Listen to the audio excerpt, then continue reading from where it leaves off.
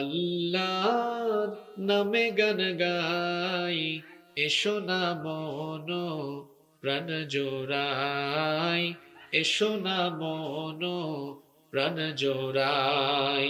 আল্লাহু আকবার বলো, আল্লাহু আকবার। বলা যাবে না? বলেন আল্লাহু আকবার বলো, আল্লাহু আকবার। আল্লাহু আকবার বলো, আল্লাহু আকবার। অমধুর নামটি নিলে হৃদয় হাসে, হু আকবার বলো, আল্লাহু আকবার। যে নামে ইব্রাহিমের আগুন হলো পানি, ডাকার মতো ডাকলে আজ সারা দেবেন তিনি রে মন, সারা দেবেন। আল্লাহু আকবার বলো, আল্লাহু আকবার। বাংলাদেশের ঐতিহ্যবাহী কুমিল্লা জেলার, এটা কোন থানা? বুড়িচং থানায় অবস্থিত চান্দসার গ্রামবাসীর উদ্যোগে আয়োজিত আজকের এই 2 দিন ব্যাপী 45তম তাফসিরুল কোরআন মাহফিলের সমাপনী রজনীর সমাপনী অধিবেশনের মুহতারাম শ্রদ্ধাভাজন সভাপতি কিছুক্ষণ আগে আলোচনা করলেন বিশিষ্ট আলেমে দ্বীন, প্রখ্যাত মুফাসসিরে কোরআন, নাগাইশ দরবার শরীফের সম্মানিত পীর সাহেব জনাব হযরত মাওলানা মুশতাক ফয়েজী হাইয়াহুল্লাহ ওয়া আতালাল্লাহু উমরাহ ওয়া বারাকাল্লাহু ফি হায়াতিহি ওয়া জাআলাহু আল্লাহু মিনাল ইবাদিল মুখলিসিন। আমরা সকলে বলি আমিন। বিকেল থেকে নিয়ে যত উলামায়ে কেরাম এখানে কথা বলেছেন, আল্লাহ তাআলা সকলকে হায়াতান তাইয়্যিবাহ সিহহাতান কুল্লিয়া দান করেন, আমরা বলি আমিন। উপস্থিত আকাশের তারকার সমতুল্য শ্রদ্ধাভাজন উলামায়ে কেরাম, মাহফিলে এসেছেন বিভিন্ন মাদ্রাসার আসাতিদায়ে কেরাম, এসেছেন বিভিন্ন স্কুল কলেজের সম্মানিত স্যারেরা, এসেছেন বিভিন্ন মসজিদের খোতাবা এবং আইম্মায়ে কেরাম, উপস্থিত এই এলাকার গণ্যমান্য এবং বিশিষ্ট ব্যক্তিবর্গ, আমার সামনে বসা পিতৃতুল্য সম্মানিত মুরব্বিয়ানে নিজাম, যুগে যুগে আল্লাহর জমিনে আল্লাহর দ্বীন প্রতিষ্ঠায় যারা অগ্রসেনানীর ভূমিকা পালন করেছেন, আমার কলিজার টুকরা প্রিয় যুবক, তরুণ এবং ছাত্র ভাইয়েরা, পর্দার আড়াল থেকে শ্রবণরতা সম্মানিতা মা এবং বোনেরা, উপস্থিত মিডিয়ার প্রিয় কর্মী এবং সাংবাদিক ভাইয়েরা, প্রশাসন এবং গোয়েন্দা সংস্থার সম্মানিত ভাইয়েরা, প্রিয় চাঁদসার, বুড়িচং তথা আমার প্রিয় সম্মানিত কুমিল্লাবাসী, আপনারা সবাই কেমন আছেন? আলহামদুলিল্লাহ, আমাকেও আল্লাহ ভালো রেখেছেন। আমাদের সবাইকে সুস্থতার সাথে বাঁচিয়ে রেখে আজকের এই সুন্দর, বরকতময়, নান্দনিক এবং জান্নাতি এই আয়োজনে আমাদেরকে শামিল হওয়ার তৌফিক যিনি দান করেছেন, গলার আওয়াজ বড় করে সবাই বলেন তো তিনি কে? সেই মহান রবের জন্য হৃদয়ের সবটুকু ভালোবাসা, আবেগ, অনুভূতিকে উজাড় করে দিয়ে খুশি মনে প্রাণবন্ত আওয়াজে উচ্চ কণ্ঠে কালিমাতুশ শুকর আদায় করে আমরা সকলেই পড়ছি আলহামদুলিল্লাহ। অসংখ্য অগণিত দুরুদ এবং সালাম পেশ করছি সর্বকালের, সর্বযুগের সর্বশ্রেষ্ঠ মহামানব নবিয়ুনা ওয়া সাইয়্যিদুনা ওয়া কুদওয়াতুনা মুহাম্মাদুর রাসূলুল্লাহ। আমরা সকলে বলি সাল্লাল্লাহু আলাইহি ওয়াসাল্লামের প্রতি, যাকে আল্লাহ তাআলা আমাদের হেদায়েতের জন্য পাঠিয়েছেন। আল্লাহুম্মা সাল্লি আলাইহি, আল্লাহুম্মা বারিক আলাইহি। সম্মানিত উপস্থিতি, আমরা অপ্রাসঙ্গিক, অপ্রয়োজনীয় কোনো কথাবার্তা বলে সময়ের বরকত নষ্ট করতে চাই না। সরাসরি আমরা আল্লাহর কালাম থেকে হেদায়াতের নিয়তে কিছু কথা বলবো এবং শুনবো ইনশাআল্লাহ। আল্লাহ তাআলা আমাদেরকে হেদায়াতের নিয়তে বলার এবং শোনার তৌফিক দান করেন, আমরা বলি আমিন। আমি আপনাদের সামনে কোরআনে কারীমের 15 নম্বর পারায় অবস্থিত 18 নম্বর সূরা, সূরাতু আল কাহাফের শেষের দিক থেকে কিছু আয়াত তেলাওয়াত করেছি। আমি মাহফিলে প্রতিদিন খুতবা শেষ করে সরাসরি আলোচনায় প্রবেশ করি। আপনাদের এখানে আমার তবিয়তের ব্যতিক্রম কিছু পরিবেশ আমি দেখেছি বিধায় আমি বলতে বাধ্য হচ্ছি, আমার সাথে যারা মোটামুটি 40-45 মিনিট থাকতে পারবেন দয়া করে তারা বসেন। যারা এই সময়টুকু থাকতে পারবেন না, আমি অনুরোধ করছি দয়া করে উঠে চলে যান। যদি আমার চেহারা দেখা, আমার ভয়েস, কণ্ঠস্বর শুনতে আসেন, please you should go back, আপনি চলে যেতে পারেন। আর 40-45 মিনিট মনোযোগ থাকবে এমন যারা আছেন তারা বসেন, কারণ লক্ষ লক্ষ শ্রোতাদের চাইতে 10-15 জন গুরুত্বপূর্ণ ব্যক্তি, তারা অনেক উত্তম। এজন্য বলা হয়েছে না, 1000 আবেদের চেয়ে একজন আলেমের মর্যাদা অনেক বেশি। আপনি বুঝছেন কথাটার অর্থ কি? মানে 1000 মূর্খের চেয়ে একজন জ্ঞানীর মর্যাদা অনেক বেশি। তো কথাটা কেন বলেছি নিশ্চয়ই বুঝতে পেরেছেন। অর্থাৎ আমার জন্য অনেক বেশি শ্রোতার দরকার নেই, আমার দরকার হচ্ছে যারা মনোযোগ দিয়ে কথা শুনতে পারবে, এদের দরকার। কারণ কোন একটি সমাজ সভ্যতাকে বদলে দেওয়ার জন্য বেশি মানুষ লাগে না, কয়েকজন মানুষই যথেষ্ট। ঠিক না বেঠিক? এটা আমি বড় বড় মাহফিলগুলোতেও বলি, সব সময় বলি যে যারা আলোচনা শুনবেন হেদায়াতের মানসিকতা নিয়ে বসবেন। এবং কোরআন শোনার একটা আদব আছে, আল্লাহ শিখিয়েছেন, ওয়াইদা কুরিআল কুরআন ফাসতামিউ লাহু ওয়া আনসিতু লাআল্লাকুম তুরহামুন। যখন কোরআন থেকে আলোচনা হবে দিলের কান দিয়ে শোনো আর নীরব থাকো। এটা যদি করতে পারো কি হবে? লাআল্লাকুম তুরহামুন, আশা করা যায় তোমরাই আল্লাহর রহমত লাভ করবে। সুবহানাল্লাহ। তাহলে দুইটা কাজ আমরা করতে পারবো তো? খুব চমৎকার একটি জায়গা থেকে আমি আজকে আলোচনা শুরু করছি। বর্তমান প্রেক্ষাপট সবকিছুকে সামনে রেখে একটা জরুরি বিষয় শুরু হচ্ছে এখানে।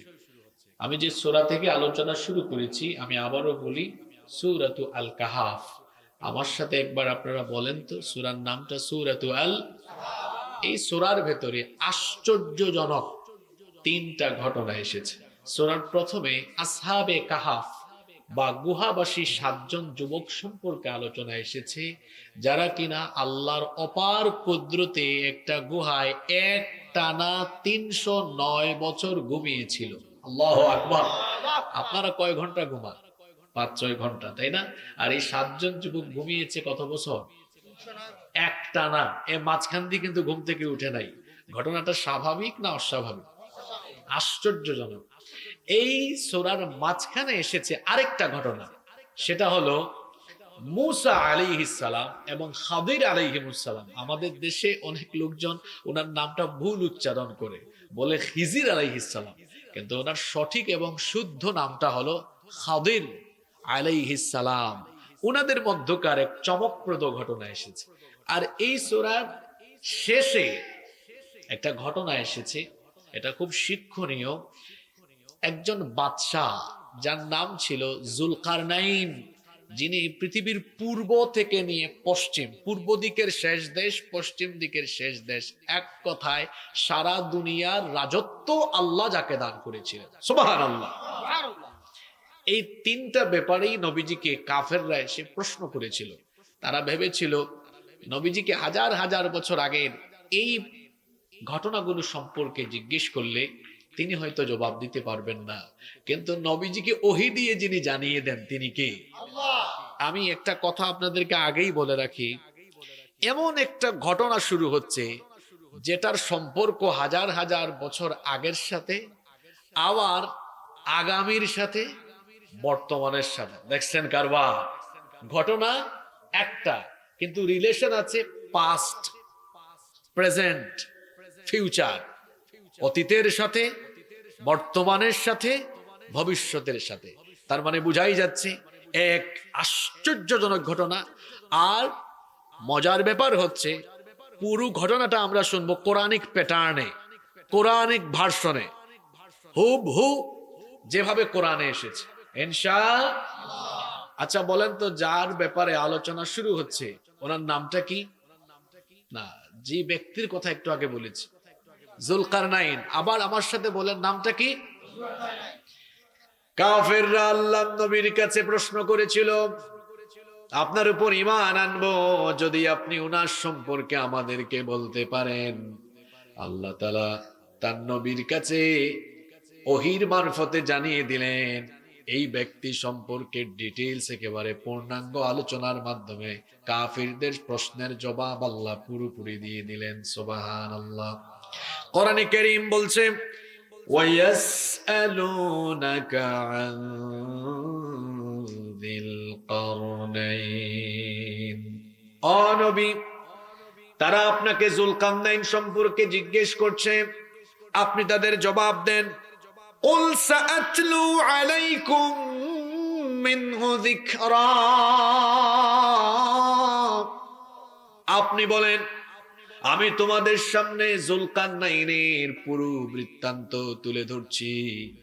এরপরের আয়াত থেকে আল্লাহ নিজেই জবাব দিচ্ছেন, সুন্দর করে বলছেন, ইন্না মাক্কান্না লাহু ফিল আরদি ওয়া আতাইনাহু মিন কুল্লি শাইইন সাবাবা। আল্লাহ তাআলা বলছেন, ইন্না মাক্কান্না লাহু ফিল আরদ, নিশ্চয় আমি তাকে জমিনের বুকে কর্তৃত্ব দান করেছিলাম।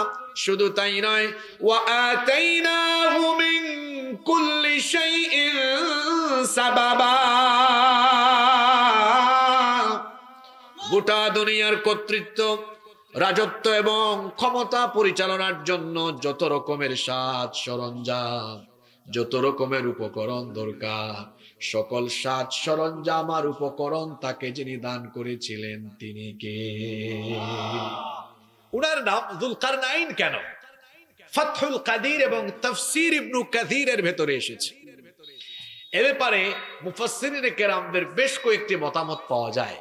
কেউ কেউ বলছেন যে উনার মাথার চুলে দুই দিকে দুইটা গুচ্ছ ছিল, এজন্য তাকে বলা হয় দুই গুচ্ছওয়ালা, যেটার আরবি করলে হয় যুলকারনাইন, দুই গুচ্ছওয়ালা। কেউ কেউ বলেছেন তার মাথার দুই দিকে শিঙের অনুরূপ দুইটা চিহ্ন ছিল, এই জন্য তাকে বলা হয় যুলকারনাইন।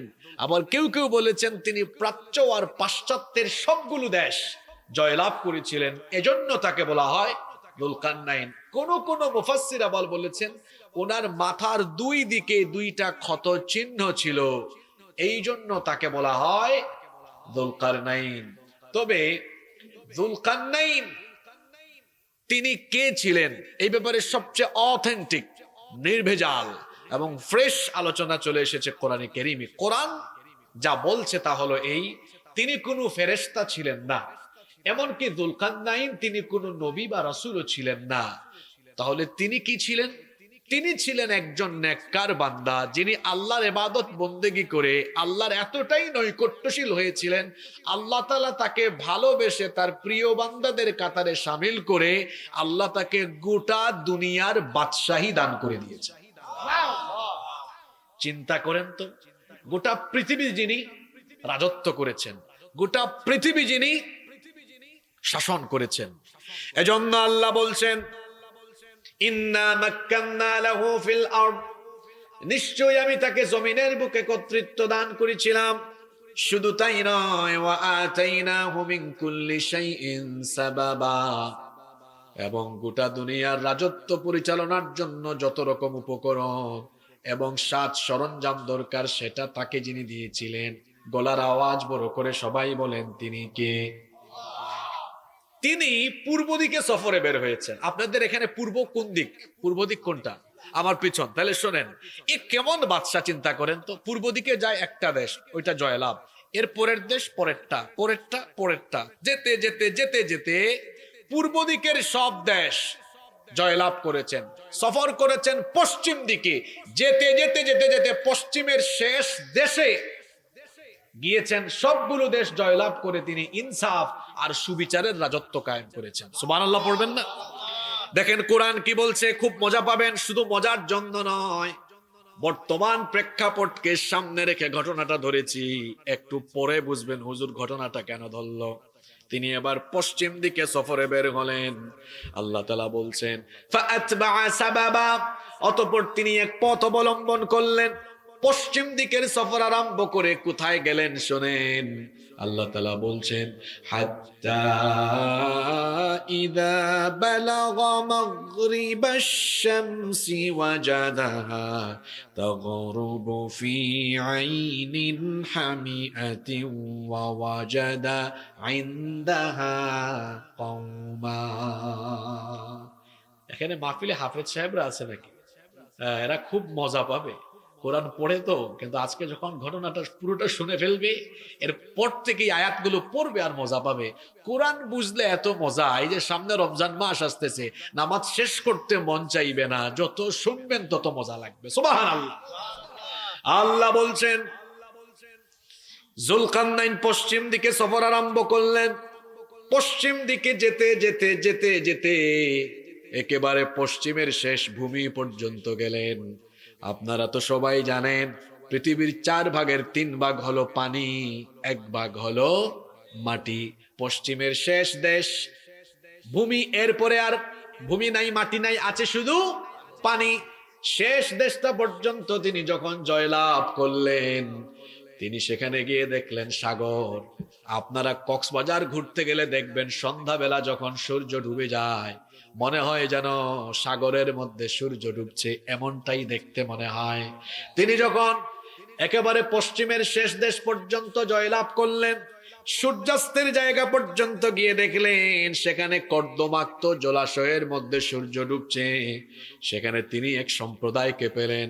আল্লাহ তাআলা তখন যুলকারনাইনকে ওই সম্প্রদায়ের ব্যাপারে আল্লাহ বললেন قُلْنَا يَا ذَا الْقَرْنَيْنِ إِمَّا أَن تُعَذِّبَ وَإِمَّا أَن تَتَّخِذَ فِيهِمْ حُسْنًا।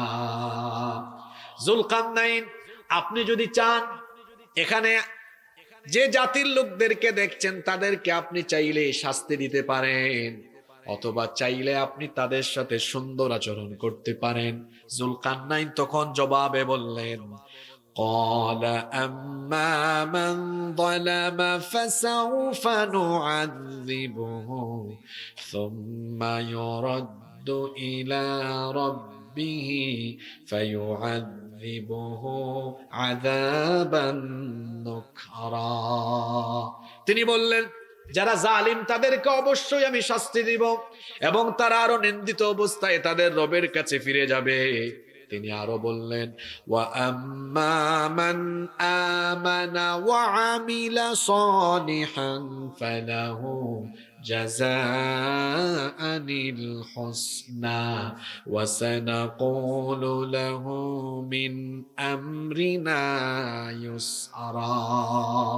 আর যারা ঈমান এনে সৎ কাজ করবে সেই সকল লোকদের সাথে আমি আচরণের বেলায় সুন্দর আচরণ করব, তাদের জন্য তো উত্তম পুরস্কারও আছে, তাদের সাথে আমি কোনো খারাপ আচরণও করব না।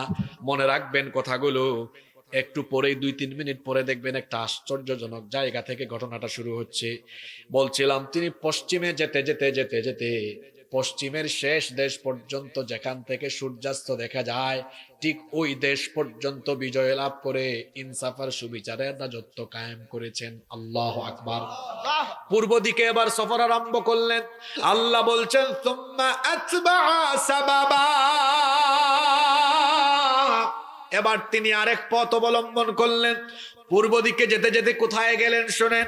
হাত্তা ইযা বালাগা মাতলিআশ শামসি ওয়াজাদাহা তাতলু আলা আইনিন আলা কওমিন লাম নাজআল লাহুম মিন দুনিহা সিতারা। পূর্ব দিকে যেতে যেতে একেবারে লাস্ট দেশটা পর্যন্ত গেলেন। ওখানে গিয়ে দেখলেন এমন একটা জাতির উপরে সূর্য উদিত হচ্ছে, সূর্য আর এদের মাঝখানে কোনো সতর, কোনো পর্দা নাই। থাকবে কেমনে বলেন? ওটা তো পূর্ব দিকের শেষ দেশ। তার মানে এমন এক বাদশাহ যিনি একেবারে পশ্চিমের শেষ দেশ আর পূর্ব দিকের শেষ দেশ।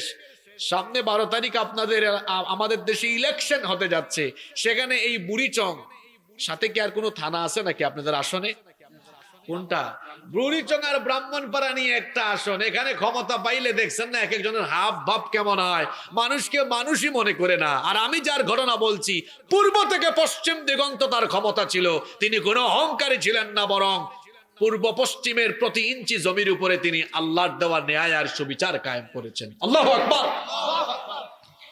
এখন শুরু হচ্ছে মূল কথা, মনোযোগ দেন। বলছিলাম না এটা এটা অতীত, ভবিষ্যৎ, বর্তমানের সাথে সম্পৃক্ত ঘটনা। পূর্ব দিকের সফর শেষ, পশ্চিম দিকের সফরও। আল্লাহ বলছেন কাযালিকা ওয়াকাদ আহাতনা বিমা লাদাইহি খবরা। এই হচ্ছে যুলকারনাইনের কাহিনী যেটা আমি বর্ণনা করছি। এরপরে আল্লাহ বলছেন সুম্মা আতবাআ সাবাবা। এবার আরেকটা সফর আরম্ভ করলেন। যেতে যেতে তিনি কোথায় গেলেন? এখান থেকেই শুরু হচ্ছে এবার ভবিষ্যতের সাথে সম্পৃক্ত কাহিনী। হাত্তা ইযা বালাগা বাইনাস সাদ্দাইনি ওয়াজাদা মিন দুনিহিমা কওমা লা ইয়াকাদুনা ইয়াফকাহুনা কওলা। উত্তর দিকে গেলেন। যেতে যেতে দুইটা পাহাড়, দুই দিকে দুইটা পাহাড়, মাঝখানে একটা গিরিপথ বা ফাঁকা স্পেস, ওখানে গেলেন। যাওয়ার পরে এখানে এমন একটা জাতিকে পেলেন যারা তার ভাষা বুঝতেছে না। এই জাতির লোকজনের যখন বাদশাহ জুলকারনাইনকে পেল, তখন জুলকারনাইনের কাছে তারা একটা অভিযোগ করলো, পাশাপাশি একটা আবেদনও করলো। শুনতেছেন আপনারা? খুব মনোযোগ থাকে যেন এখান থেকে। দুই পাহাড়ের কোথায় গিয়েছেন? মাঝখানে এমন এক জাতি, এরা তার ভাষা বুঝতেছে না। এখন এই জাতির লোকরা বাদশাহ জুলকারনাইনের কাছে একটা অভিযোগ আর একটা কি আবেদন। বলেন, একটা কি অভিযোগ আরেকটা সেটা কি? শোনেন। এই জাতির লোকরা জুলকারনাইনকে পেয়ে বলল, ক্বালু ইয়া যাল কারনাইনি ইন্না ইয়াজুজা ওয়া মাজুজ মুফসিদুনা ফিল আরদ ফাহাল নাজআলু লাকা খারজান আলা আন তাজআলা বাইনানা ওয়া বাইনাহুম সাদ্দা। তারা বলল, হে জুলকারনাইন, ইন্না ইয়াজুজা ওয়া মাজুজা মুফসিদুনা ফিল আরদ, নিশ্চয়ই ইয়াজুজ আর মাজুজ এরা আমাদের অঞ্চলে জমিনে ফাসাদ সৃষ্টি করছে, সন্ত্রাস, ত্রাস এবং তাণ্ডব লীলা চালাচ্ছে। এরা বাদশাহ জুলকারনাইনকে যাদের ব্যাপারে অভিযোগ করছে, কথা বুঝে থাকলে বলেন তো এদের নামটা কি? আপনারা একটু জুড়ে বলেন, নামটা কি? আপনারা কি এদের নাম শুনছেন নাকি আগে? হ্যাঁ, কাদের ব্যাপারে অভিযোগ করছে? ইয়াজুজ আর এরা আবার কারা? সহিহ বুখারীর বিখ্যাত ব্যাখ্যা গ্রন্থ ফাতহুল বারী এর রচয়িতা আল্লামা ইমাম হাফেজ ইবনু হাজার আসকালানি রাহিমাহুল্লাহ, তিনি বলছেন এই ইয়াজুজ আর মাজুজ হলো নূহ আলাইহিস সালামের ছেলে ইয়াফেস এর পরবর্তী বংশধর। নূহ আলাইহিস সালামের ছেলে ইয়াফেসের পরবর্তী বংশধর। এরা আদম সন্তানেরই দুইটা বিশাল খারাপ জাতি। তবে এরা আমাদের মতো স্বাভাবিক চেহারা সুরত আর স্বাভাবিক মন মানসিকতা বা অভ্যাসের নয়। যেমন হাদিসে এদের বর্ণনা এসেছে সিগারুল উয়ুন, এদের চক্ষুগুলো হচ্ছে খুব ছোট ছোট, চুল আউলা জাউলা, আর তাদের চেহারা সুরত দানবের মতো। এরা এতটাই হিংস্র, এতটাই ভয়ঙ্কর। নবীজির সাহাবী হুযায়ফা রাদিয়াল্লাহু আনহু, তিনি একবার আল্লাহর নবীকে জিজ্ঞেস করলেন, ইয়া রাসূলুল্লাহ, আমরা বলি সাল্লাল্লাহু আলাইহি ওয়াসাল্লাম,